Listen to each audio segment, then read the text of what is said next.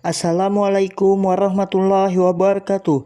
Saya Muhammad Rizkan Ajahari, peserta pelatihan dasar CPNS golongan 2 angkatan 1 kelompok 4 nomor daftar hadir 34 tahun 2022 BPSDM Kalimantan Selatan. Di sini saya ingin menjelaskan tentang alur analisis isu. Alur analisis isu terbagi menjadi 4. Yang pertama, identifikasi isu sesuai topoksi. Yang kedua, menentukan prioritas masalah. Yang ketiga, mengidentifikasi penyebab masalah. Dan yang keempat, memberikan alternatif pemecahan masalah. Selanjutnya, saya ingin mengidentifikasi masalah yang berkembang di Dinas Kependudukan dan Pencatatan Sipil Kabupaten Hulu Sungai Selatan. Masalah pertama, terdapat data ganda penduduk yang belum maksimal dalam penghapusan database pusat. Masalah yang kedua, jaringan internet kantor yang sering mengalami gangguan. Masalah yang ketiga, keterbatasan tenaga pengelola siap untuk membackup pekerjaan Dinas Kependudukan dan Pencatatan Sipil. Selanjutnya kita akan membahas analisis isu dengan metode APKL. Apa itu APKL? A. Aktual, isu sedang terjadi atau dalam proses kejadian, atau diperkirakan bakal terjadi dalam waktu dekat. V. Problematik, masalah mendesak yang memerlukan berbagai upaya alternatif, jalan keluar dengan aktivitas dan tindakan nyata. K. Hayalan, menyangkut hajat hidup orang banyak, masyarakat pada umumnya, bukan untuk seseorang atau kelompok. L. Kelayakan, logis, pantas, realitas, dapat dibahas sesuai dengan tugas, hak, kewenangan, dan tanggung jawab.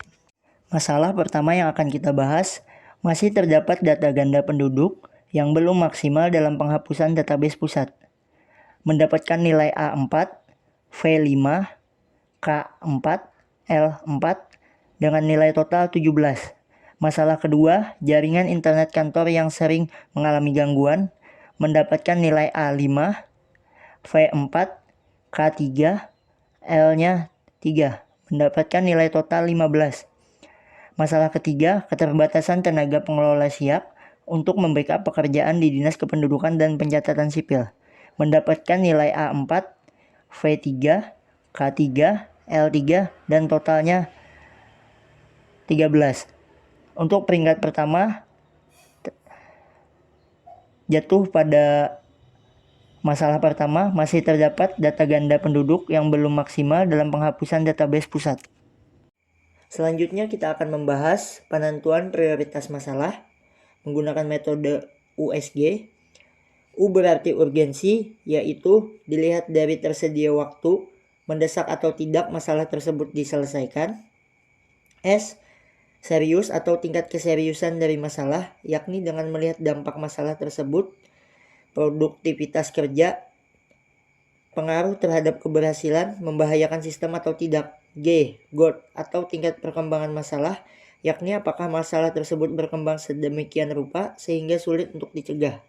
Di sini ada 3 isu yang akan kita angkat, yaitu yang pertama, masih terdapat data ganda penduduk yang belum maksimal dalam penghapusan database pusat, mendapatkan nilai U4, S4, dan G4, total 12.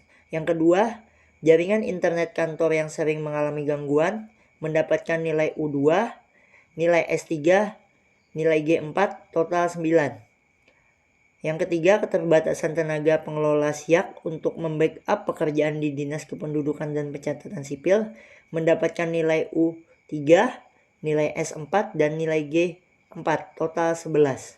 Jadi di sini nilai yang tertinggi adalah di bagian pertama, yaitu masih terdapat data ganda kependudukan yang belum maksimal dalam penghapusan database pusat dengan nilai 12, berarti itu akan menjadi prioritas kita. Diagram fishbone.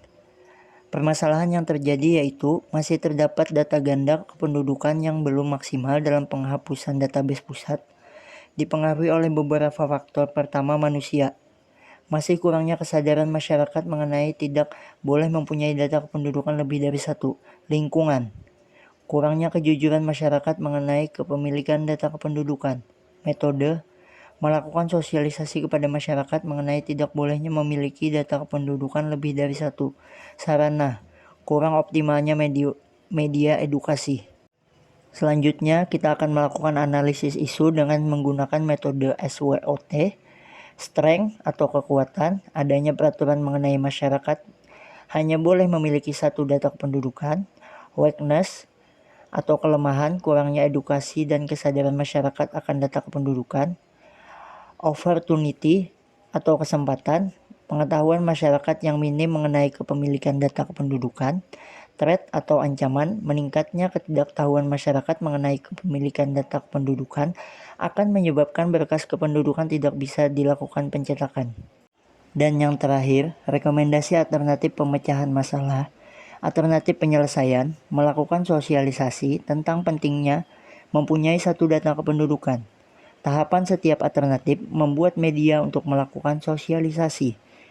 Hasil yang diharapkan, meningkatnya pengetahuan dan kesadaran masyarakat akan pentingnya memiliki satu data kependudukan. Pihak yang terkait, pegawai Dinas Kependudukan dan Pencatatan Sipil. Terima kasih. Wassalamualaikum warahmatullahi wabarakatuh.